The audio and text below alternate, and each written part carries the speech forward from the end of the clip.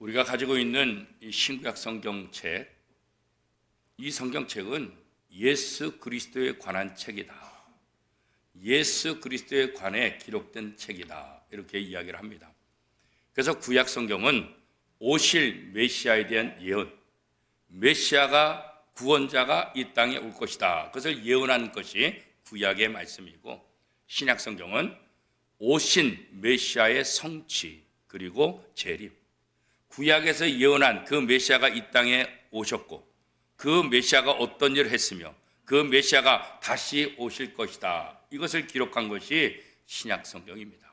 그래서 구약 창세기서부터 말라기까지 모두 다가 예수님에 관련된 이야기고, 당연히 마태복음부터 요한계시록도 예수님에 관련된 기록된 책이다. 이렇게 우리가 알고 있어요. 구약에서 예언된 그 메시아가 신약에서 성취되고 신약을 통해서 어떻게 이뤄가는지를 보여주고 있다. 성경 전체를 보면 그래서 예수 그리스도에 관련된 책이다. 이렇게 이제 이야기할 수 있습니다. 그런데 이 구약에서 예언한 이 메시아가 어떤 사람이냐? 이 구체적으로 설명을 하고 있는데 이게 비유로 얘기를 하니까 우리가 잘 몰라요. 이 메시아가 신약에서 누구를 말하는 거예요? 예수 그리스도를 말하잖아요. 근데 구약에서 비유로 말하니까 이 메시아가 예수 그리스도라고 분명하게 이렇게 얘기하고 또 이해하기가 쉽지는 않죠. 그러니까 신약에 예수님이 오셨을 때 제사장들, 바리새인들이 메시아는 기다리고 있는데 예수님이 메시아로 오셨음에도 불구하고 예수님을 메시아로 받아들이지 않는 그런 어처구니 없는 일들이 일어난 것을 우리가 알고 있잖아요. 그런데 이 특별히 구약에서 메시아에 대해서 아주 잘 설명한 책이 있다고 한다면 그게 바로 이사야. 특별히 오늘 본문 이사야 42장에 보면 이 땅에 오실 메시아, 그분이 누구냐? 그 메시아가 어떤 사명을 갖고 이 땅에 오시느냐? 이것을 가장 잘 설명을 하고 있다는 거죠. 마태는 예수님의 이름이 무엇인지를 소개하고 있잖아요. 마태복음 1장 21절 말씀에 보면 아들을 낳으리니 이름을 예수라 하라. 이는 그가 자기 백성을 그들의 죄에서 구원할 자이심이라 하니라. 그러니까 마태는 예수님이 이 땅에 오시는데 그 예수라는 이름의 뜻이 뭐냐? 자기 백성을 죄에서 구원할 자다. 이 말은 결국 뭐예요? 히브리어로 메시아, 이 말이라는 거예요. 구약에서 메시아가 올 것이다. 그 메시아가 누구냐? 그 메시아는 바로 신약에서 예수님이다. 왜? 예수라는 이름 자체가 구원자, 자기 백성을 죄에서 구원할 자다. 그래서 마태는 구약에서 예언한 이 메시아가 바로 예수 그리스도다. 이것을 설명하고 있지요. 하나님은 마태가 설명한 자기 백성을 죄에서 구원하기 위해서 이 땅에 오신 그 메시아, 그 예수 그리스도가 누구냐에 대해서 이사야를 통해서 아주 잘 설명을 하고 있는 거죠. 이사야는 하나님의 종이고 묵묵히 하나님의 사명을 감당하는 하나님의 마음에 기뻐하는 자며 하나님이 택한 종이다. 이렇게 말씀하고 있죠. 이사야 42장 1절 말씀, 우리 한 목소리를 같이 한번 읽겠습니다. 내가 붙드는 나의 종, 내 마음에 기뻐하는 자, 곧 내가 택한 사람을 보라. 내가 나의 영을 그에게 주었은즉 그가 이방에 정의를 베풀리라. 이사야를 통해서 메시아가 누군지를 분명히 설명하고 있어요. 메시아가 어떤 일을 해야 될지 그 분명히 설명하고 있다는 거예요. 그렇죠? 자, 메시아, 이 말은 뭐예요? 히브리어예요. 히브리어로 메시아. 그러면 이 말을 헬라어로 바꾸면 어떻게 되냐? 그게 바로 그리스도예요. 메시아, 이것은 히브리어고 그리스도, 이것은 헬라어예요. 그리스도, 이 말은 무슨 뜻이냐? 기름 부음을 받은 자, 그런 거예요. 구약에서 기름 부음을 받는 사람들이 세 종류의 사람이 있어요. 첫 번째는 왕, 두 번째는 제사장, 세 번째는 선지자들. 이 사람들은 하나님의 선택을 받아서 하나님을 대리해서 하나님의 말씀을 선포하고 하나님을 대신해서 이 땅에서 역할을 하는 사람들. 그래서 하나님께서 그들에게 기름을 부어서 왕으로 세우고 제사장으로 세우고 선지자로 세운다. 그래서 그리스도, 이 말은 바로 기름 부음을 받았다. 이 말을 이야기하고 있는 거예요. 그렇죠? 그래서 장차 오실 메시아는 하나님의 영이 임한다. 그래서 그래서 우리가 기름 부음을 받았다 그러잖아요. 그래서 다윗도 기름 부음 받았고 또 많은 사람들이 기름 부음을 받았다 이렇게 얘기하는데, 바로 하나님의 영, 성령을 통해서 우리에게 하나님의 사명, 하나님의 음성을 들려주시잖아요. 목사 임직 때도 안수하잖아요. 장로 임직, 안수집사, 권사 임직 때도 안수하잖아요. 안수를 함을 통해서 성령이 임하고, 성령을 통해서 이 목사의 직분을, 장로의 직분을, 안수집사의 직분을, 권사의 직분을 잘 감당하게 해주세요. 그냥 하는 것이 아니라 안수한다는 것은 뭐예요? 하나님의 영, 성령이 임하기를 원하는 거예요. 이 말은 다른 말로 말하면 기름 부음을 받는 거죠. 구약에서 말한 대로. 그래서 이 메시아는 하나님의 기름 부음 받은 종으로서 하나님의 주신 사명을 감당해야 될 책임이 있다. 그렇게 이제 얘기를 하고 있는 거죠. 먼 훗날 세례 요한이 예수님의 오심을 미리 준비하면서 자기 자신을 소개하고 있는데, 어떻게 소개하냐면 마가복음 1장 8절 말씀에 보면, 나는 너희에게 물로 세례를 베풀거니와 그는 너희에게 성령으로 세례를 베풀이라. 세례 요한은 물로 세례를 베풀지만 내 뒤에 오시는 분, 진짜 메시아, 구원자, 그분은 너희에게 성령을 통해서 너희에게 세례를 베풀 것이다. 그래서 자기의 역할이 무엇인가, 내 뒤에 오시는 진짜 메시아, 그분의 역할이 무엇인가를 설명하고 있죠. 이 메시아는 장차 오실 이 예수 그리스도라고 성경은 얘기하고 있는데, 이분은 이 땅에 오셔서 어떻게 하신다고요? 영, 성령을 받아서 이방에 정의를 베푸는 분이다. 공의를 베푸는 분이다. 이렇게 얘기하고 있어요. 공의를 베푼다, 공의를 세운다. 이 말은 다른 말로 말하면 나라를 세운다. 어떤 나라요? 의로운 나라를 세운다. 의로운 나라는 어떤 나라요? 하나님의 나라라는 거예요. 즉 예수님이 이 땅에 오셔서 바로 정의로운 하나님의 나라를 세우실 것이다. 이렇게 말씀하고 있는 거죠. 하나님이 이 땅에 예수님을 그리스도로 보낸 목적은 단순히 한 영혼 한 영혼을 구원하는 것, 여기에 그치지 않다고요. 거기에 그치는 것이 아니라 공의를 통해서 하나님의 나라를 세우시는 것, 이게 바로 근본적인 목적이에요. 그래서 예수님이 선포하는 건 뭐예요? 하나님의 나라예요. 하나님의 나라가 무엇인지 알려줘요. 그 하나님의 나라가 임할 때 어떤 일이 역사할 것인지 알려주고 있다고요. 예수 그리스도의 복음은 하나님 나라에 대해서 소개하고 있다. 그렇게 얘기하는 거죠. 그 하나님의 나라는 어떤 나라예요? 하나님의 공의로 통치하는 나라, 하나님의 공의로 세워지는 나라, 하나님의 공의가 모든 주권을 인정하고 그 주권 하에서 하나님의 아름다움을 선포하는 그런 나라, 그런 거죠. 그런 면에서 오늘 이 땅에서 예수 믿는 우리 한 사람 한 사람도 우리의 행실과 우리의 언어와 우리의 모든 삶을 통해서 하나님의 의를 드러내야 돼요. 우리 한 사람 한 사람이 모여서 하나님의 나라가 이루어지고 하나님 나라가 얼마나 아름답고 하나님의 나라가 얼마나 좋은지를 우리가 보여줄 책임, 그 사명이 우리 속에 있다, 그런 거죠. 그런데 예수님께서 세우시는 그 하나님의 나라는, 그 공의의 나라는 세상의 권력과 힘과 말로서 하는 그런 것이 아니라는 거예요. 이사야 42장 2절 3절 말씀 우리 함께 읽겠습니다. 그는 외치지 아니하며 목소리를 높이지 아니하며 그 소리를 거리에 들리게 하지 아니하며 상한 갈대를 꺾지 아니하며 꺼져가는 등불을 끄지 아니하고 진실로 정의를 시행할 것이며. 예수 그리스도를 통해서 세워지는 하나님의 나라는 세상의 통치자들과 다르다는 거예요. 세상의 통치자들은 어때요? 목소리를 높여서 권력을 향해서 폭력으로, 어떤 힘으로, 어떤 위화감을 조성해가지고 자기에게 충성하고, 내 말을 듣지 않으면 너는 죽는다, 내 말을 듣지 않으면 각오해라, 이런 위압감을 다 주잖아요. 그래서 자기 나라를 건설하려고 그래요. 자기의 힘을 더 확장하려고 하는 거죠. 이게 바로 세상 통치자들의 모습이라는 거예요. 그런데 예수님은 그런 세상의 통치자들과 달리 하나님의 자비하심으로, 하나님께서 부어주신 하나님의 영, 성령을 통해서 하나님의 공의를 가지고 이 나라를 다스린다는 거예요.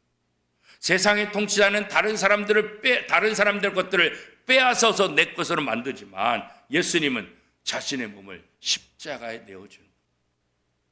목소리를 크게 높이고 권력을 휘두르는 것이 아니라 오히려 목소리가 크지 않으면서 잔잔하면서 하나님의 공의가 무엇인지, 하나님의 사랑, 하나님의 자비가 무엇인지 그것을 가지고 이 세상을 하나님의 나라, 공의의 나라로 만드신다는 거예요. 그 핵심은 뭐예요? 자기를 내어주는 거예요. 이게 세상 지도자와 다른 거예요. 세상 지도자들은 빼앗는 사람들이잖아요. 그러나 예수 그리스도는 빼앗는 자가 아니라 내어주는 것. 어디까지 내어줬어요? 자기 몸을 십자가에까지 내어줬어요. 자기 희생을 통해서 세워지는 나라, 이게 하나님의 나라, 이게 하나님이 원하시는 공의의 나라다, 이렇게 이사야는 이야기를 하고 있는 거예요. 그런데 이렇게 긍휼을 베푸면서도 낙담하지 않아요. 어떻게 보면 큰 소리로 큰 권력을 가지고 이게 좀 잡아야 되는데 내 말을 듣지도 않고 변화되는 거 아니, 변화도 잘 일어나지도 않는, 그래서 절망하거나 그런 상황 속에서도 포기하지 않는다. 오히려 소망을 가지고 인내하며 하나님의 방법을 가지고 이끌어 가신다, 그런 거죠. 이사야 42장 4절 말씀 같이 읽겠습니다. 그는 쇠하지 아니하며 낙담하지 아니하고 세상에 정의를 세우게 이르리니 섬들이 그 교훈을 앙망하리라. 이렇게 하나님의 사랑과 하나님의 자비를 가지고 행할 때 쇠하지 않는다, 낙담하지 않는다. 예수님에게 절망은 없어요. 예수님에게 실패는 없어요.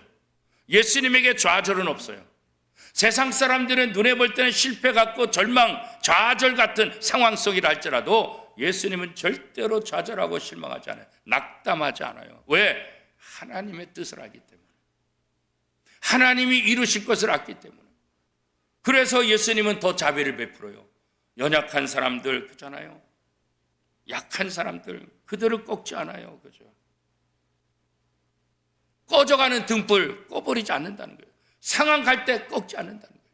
오히려 연약한 자들을 더 위로하고 연약한 자들 더 북돋아주고 상한 자들을 찾아가서 위로하고 격려하고 그들을 북돋아주고 새롭게 해주는 것. 그렇게 함을 통해서 섬들이 그 교훈을 앙망하리라. 여기 섬은 뭘 말하는 거예요? 제주도, 울릉도, 독도 그런 섬을 말하는 거예요? 아니요. 여기서 섬은 어떤 의미예요? 이스라엘을 말하는 거예요. 이스라엘 백성들.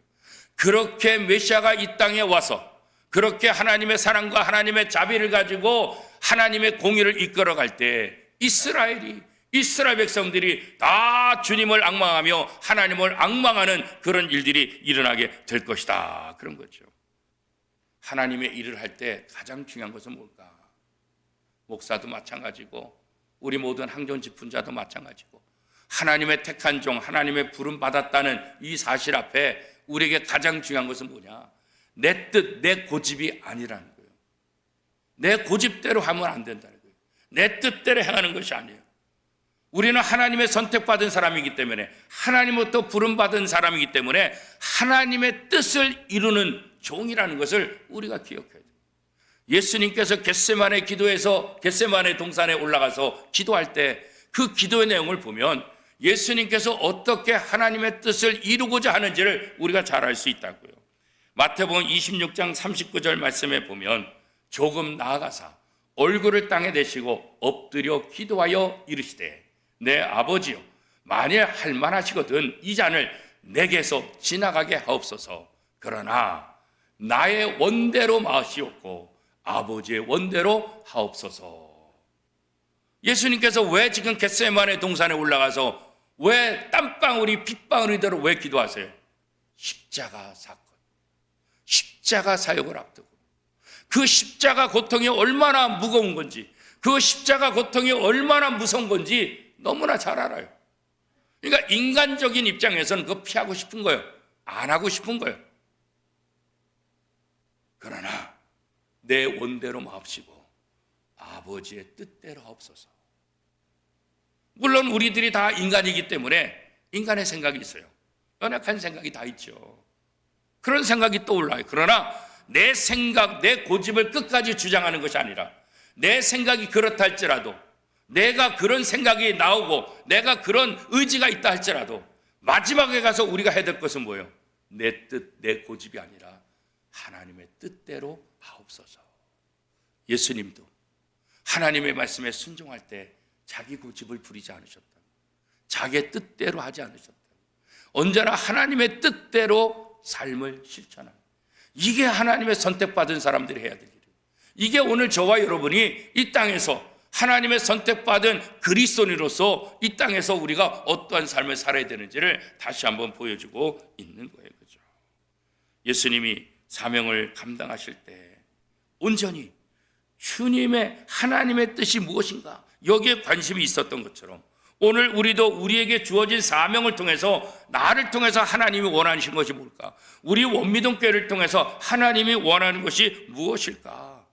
이것을 우리가 다시 한번 생각해 봐야 되는 거죠. 이사야 42장 6절은 이사야 선지자를 통해서 이렇게 말씀하고 있어요. 나 여호와가 의로 너를 불렀은즉 내가 내 손을 잡아 너를 보호하며 너를 세워 백성의 언약과 이방의 빛이 되게 하리니.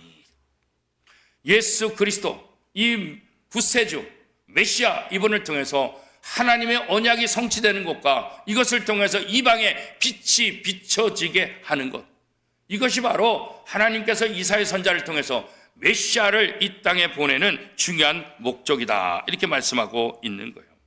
사실 빛이 사라진 곳에는 이 어둠이 가득 차잖아요. 그렇죠? 우리가 집에서도 방에 불을 끄면 순식간에 어떻게 해요? 어둡잖아요. 그렇죠? 빛이 사라지면 어두워질 수밖에 없어요. 어두우면 잘 분간이 안 돼요. 더러운 것이 어디 있는지, 걸리적거리는 것이 어디 있는지 이게 분간이 안 된다고. 그래서 하나님은 예수님을 이 땅에 빛으로 보내신 거예요. 죄로 어두워진 이 땅에서 죄를 지면서도 자신이 죄인지를 모르는 이 땅에 예수님을 빛으로 보내셔서 그 예수님을 통해서 온 세상에 빛을 비춥니다. 산등성 위에 빛을 비치면 온 동네가 다 보인다, 이렇게 말씀하신 것처럼 예수 그리스도를 통해서 온 세상이 다 드러나서 우리가 무슨 죄를 졌고 우리가 얼마나 더러우며 우리가 얼마나 하나님의 말씀을 벗어나는 삶을 살았는가, 이거 발견하는 것으로 끝나는 것이 아니라 회개하고 하나님께로 다시 돌아올 수 있도록 예수님을 이 세상에 빛으로 보내셨다, 그렇게 말씀하고 있잖아요. 그런데 가장 무서운 어둠은 뭘까? 우리 영적인 무지예요. 영적인 무지. 우리가 하나님을 알지 못하면 하나님을 기쁘시게 할 수가 없어요. 하나님을 모르는데, 하나님의 뜻을 모르는데 우리가 어떻게 하나님을 기쁘시게 했어요? 하나님의 뜻을 모르는데 우리가 어떻게 하나님이 원하는 삶을 살 수 있어요? 영적으로 무지하면 그래서 이게 문제가 생기는 거예요. 서기관과 바리새인들 누구보다도 성경에 대해서 해박한 지식을 갖고 있어요. 그러나 그들은 영적인 무지함이죠. 왜? 구약에서 예언한 메시아가 바로 예수 그리스도라고 수없이 알려줘도 깨닫지 못하는 거예요. 이 영적 무지함은 메시아로 이 땅에 오신 예수님을 경배하고 찬양해야 되는데 그 메시아를 어떻게 해요? 감옥에 가두고 채찍질하고 십자가에 죽이는 어처구니 없는 영적인 무지함의 결과가 바로 예수님을 십자가에 못 박은 거 아니겠어요? 그들은 메시아가 올 것을 믿었어요. 그런데 그 메시아가 예수 그리스도라는 사실을 몰랐다는 거예요. 오늘 우리도 그런 거예요. 하나님이라고 말하면서 예수님이라고 말하면서 그 메시아가 예수님이라는 거 이거 알아야지. 그 메시아, 우리를 구원한, 우리를 하나님 앞으로 인도할 메시아가 예수 그리스도라는 사실을 알아야 그 예수 그리스도를 영접하고 그 예수 그리스도의 삶을 통해서 우리가 이 땅에서 어떠한 삶을 살아야 되는지를 깨닫게 될 수 있는 것 아니겠어요? 그렇죠? 그래서 하나님은 이 영적인 무지, 이 어둠 속에 있는 사람들을 해방시키기 위해서 예수님을 이 땅에 빛으로 오셨다. 예수님을 통해서 영적 무지로부터 벗어나고 예수님을 통해서 하나님을 보게 하고 예수님을 통해서 하나님을 알게 하고 예수님을 통해서 하나님의 뜻이 무엇인지를 깨닫게 하기 위함인 거예요. 바로 예수 그리스도, 그분은 이 땅에 영적으로 무지한 사람들을 깨우기 위한 이 땅에 빛으로 오신 분이다. 그래서 눈먼 자의 눈을 뜨게 해주는 역할을 하시는 분이다, 그런 거죠. 우리는 예수 그리스도를 통해서만 우리의 죄를 알아요. 우리가 우리에 대해서 잘 몰라요. 내가 죄를 지으면서도 이 죄가 얼마나 심각한지 이거 알 수가 없어요. 오직 예수 그리스도를 통해서만 내 죄가 무엇인지 알고 오직 예수 그리스도를 통해서만 우리가 하나님 앞에 온전히 회개할 수 있게 되는 거죠. 하나님의 은총 속에 우리의 죄악됨을 보게 하는 거예요. 그렇죠? 어두운 영적 무지, 여기서부터 우리를 해방시키고 자유케 하는 거예요. 진리를 알지니 진리가 너희를 자유케 하리라. 그렇죠? 누가 진리예요? 예수님께서 내가 곧 길이요 진리요 생명이니 나로 말미암지 않고는 아버지께로 올 자가 없다. 진리신 예수님이 빛으로 이 땅에 오심을 통해서 그 빛을 통해서 우리가 드러나고 하나님을 보게끔 하는 것, 이거 바로 메시아를 통해서 하나님께서 이루시기를 원하는 것이다. 그렇게 말씀하고 있어요. 메시아는 하나님의 택한 종이기 때문에 하나님의 보호하심을 받게 되죠. 이 하나님은 어떤 하나님이에요? 창조주 하나님 아니겠어요? 모든 피조물들에게 호흡을 주시고 영을 주시고 그렇잖아요. 하나님을 찬양하게끔 만들고 있잖아요. 42장 5절 말씀, 이사야 42장 5절 말씀 같이 읽겠습니다. 하늘을 창조하여 펴시고 땅과 그 소산을 내시며 땅 위의 백성에게 호흡을 주시며 땅에 행하는 자에게 영을 주시는 하나님 여호와께서 이같이 말씀하시되, 하나님이 누구냐고요? 창조주 하나님, 창조주 하나님. 소산을 내려주시고 호흡을 주시고 영을 주시고, 이런 창조주 하나님, 그 창조주 하나님이 우리를 택하시고 우리를 보내셨다. 메시아를 보낸 것처럼 오늘 우리를 선택하십니다. 하나님이 선택한 것에는 실패가 없어요. 내가 선택하면 문제점이 많아요. 잘못된 것 선택할 때도 참 많아요. 그러나 하나님의 선택은 실패가 없어요. 하나님의 선택은 후회도 안 해요. 하나님이 나 같은 죄인을 선택한 것 하나님 후회하지 않았어요. 우리는 우리가 선택하고 후회할 때가 얼마나 많아요. 그죠? 너무 많잖아요. 그죠? 연약한 인간이기 때문에 그렇죠. 하나님은 실패가 없으시고 후회도 없으시고 잘못 선택한 적도 없어요. 하나님이 메시아를 선택하고 하나님이 그 메시아를 통해서 하실 모든 일, 그건 하나님의 뜻을 온전히 이룰 수 있는, 하나님의 구원의 계획은 결코 차질이 없어요. 우리 생각에 늦는 것 같고 우리 생각이 아닌 것 같고 우리 생각에 뭔가 이상한 것처럼 보일 뿐이지, 하나님의 구원 계획은 하나님의 계획에 의해서 차곡차곡 다 가는 거예요. 한치의 오차도 없이 그대로 진행되고 있는 거예요. 하나님이 보장하시는 메시아, 이 메시아는 백성의 언약과 이방의 빛이 될 것이다 라고 분명히 말씀하고 있잖아요. 메시아는 하나님의 보장 아래서 영적으로 눈이 먼 자들을 구원하신 역할, 그들이 하나님 앞에 나오고 그들의 눈을 밝히고 죄의 종으로 정죄받아 형벌받을 사람들을 흑암의 저주로부터 나오게 하는 것, 그것이 바로 메시아의 역할이다. 이사야 42장 7절은 이렇게 말하고 있죠. 함께 읽겠습니다. 내가 눈먼 자들의 눈을 밝히며 갇힌 자를 감옥에서 이끌어내며 흑암에 앉은 자를 감방에서 나오게 하리라. 메시아가 앞으로 와서 해야 될 일이 무엇인가? 예수님이 이 땅에서 하신 일이 뭐예요? 저 말씀 그대로 이루고 있잖아요. 그죠? 예수님 눈먼 자들을 고치시고 갇힌 자들을 해방시키며, 그죠? 치유하고 회복함을 통해서 하나님의 자녀로 회복해서 하나님의 자녀가 되고 하나님의 영광의 도구로 설 수 있도록, 저 메시아의 역할은 바로 이 땅에 오신 예수님의 역할과 동일하다는 것을 우리가 알 수가 있지요. 그리고 이 모든 일들은 결국 뭐예요?